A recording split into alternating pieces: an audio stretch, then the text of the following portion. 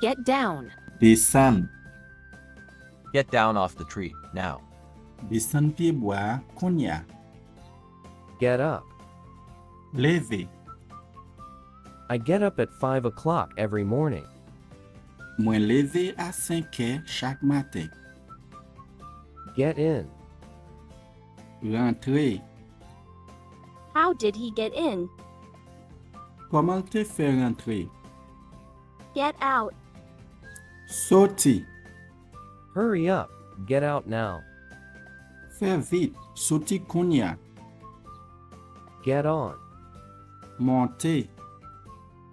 It's time to get on the bus. C'est l'heure pour monter bus là. Get off. Descend.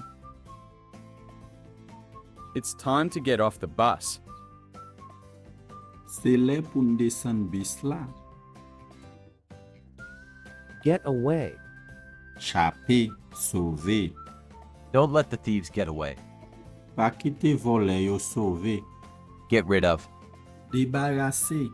He's trying to get rid of the hat. La bat pour débarrasser de chapeau. Get back. Retourner. When I get back after vacation, I'll deal with that.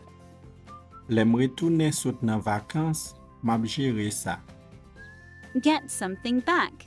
Nous utilisons l'expression ça pour montrer que ou rejoindre, bien retrouver yon bagay ou te perdu, ou bien tout yon bagay ou te gagné nan men yon moun ou reprendre encore. Mike went to his neighbor place to get his ball back.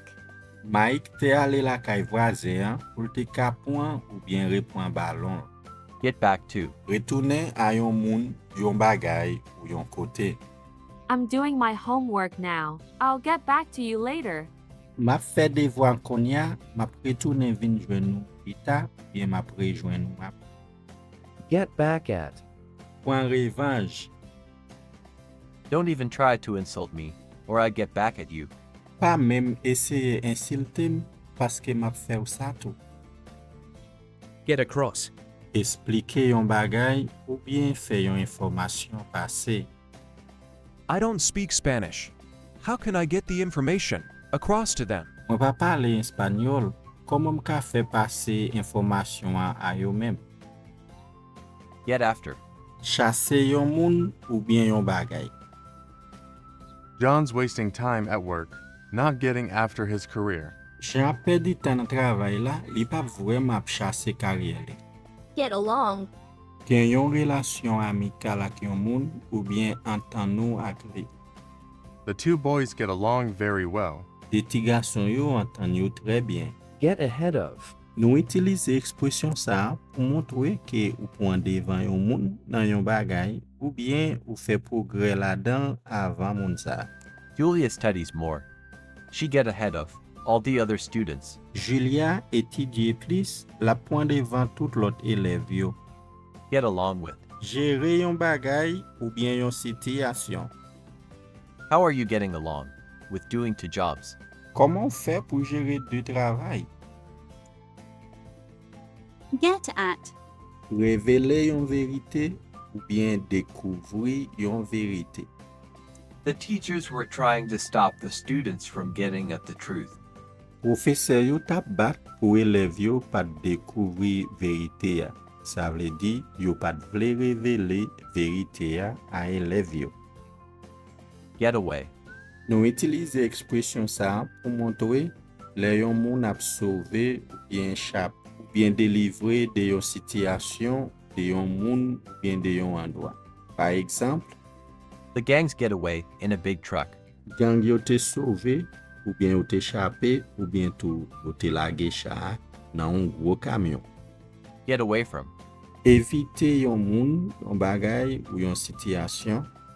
Kon sa tou se déplacer de yon côté de yon moun ou bien de yon danger avec difficulté.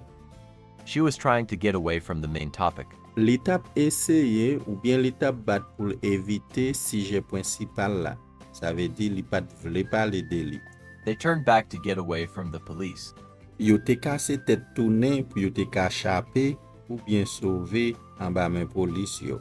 Ou bien tout, yo te retourné pour éviter police yo. Get away with. Éviter punition pour yon bagay. Todd thought he could get away with stealing. Todd te pense yo patap jam pinil pour voler. Li pense li te ka toujours éviter punition. Get behind with. En retard, le ou pa jam fè sa ou dwe fè à lè. Josh always gets behind with his work. Josh toujours en retard ak travay li yo. Sa vle di li pa jam fini à lè. Get down. Le ou fè yon moun triste ou bien le yon moun déprimé. The news is going to get her down. Nouvel la pou al ran li triste. Get down on. Kritike. Todd and Maria are always getting down on others. Todd ak Maria toujours ap kritike lot moun. Get down to. Komanse pon yon bagay seryezman. It's a very important meeting. Let's get down to it immediately. Se yon réunion très important. An nou pon seryezman. Get in.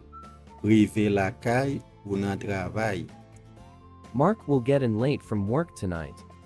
Mark ap rentre sou travay ta aswaya. Get into. Rentre an dan yon objet ou bien yon bagay. Julia was trying to get into the car. Julia tap eseye rentre nan machin nan. Get into. Tombe nan problem ou bien nan yon mauvais situation. Theresa always gets into trouble. Theresa toujou tombe nan problem. Get it on. Fè seks ou bien rentre nan relasyon seksuel. Come, let's get it on tonight. Vini, an fè seks aswaya. Get over. Surmonte yon bagay ou bien yon situation. You have to get over your fears. Ou dwe simonte perez ou yo. Get through. Termine yon bagay ak sikse ou bien reisi nan yon mouman de difikilte. I believe she will get through her exams. Mwen kwe la pase examen yo. Mwen kwe la reisi nan examen yo. Ou bien mwen kwe la termine examen yo avek sikse. Get around. Sikile, déplacer de lieu à lieu. It's not easy to get around the city by foot. Li pa fasil pou deplase nan villa ou bien pou sikile nan villa a pied. Get off. Relâche ou bien lage nan travay. At what time are you getting off today?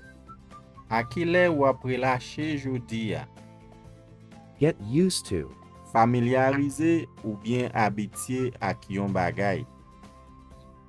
It didn't take long for Julia to get used to her new car. Julia pat pon anpil tan pou te habitue ak nouvo machin li ya. Pa bliye abone avek chanel la pou kapab jwenn plis video toujou sou menm fom sa yo pou ka apwan. Pataje video yo ak yon zami, like, et kite yon komante. Merci, à la prochaine.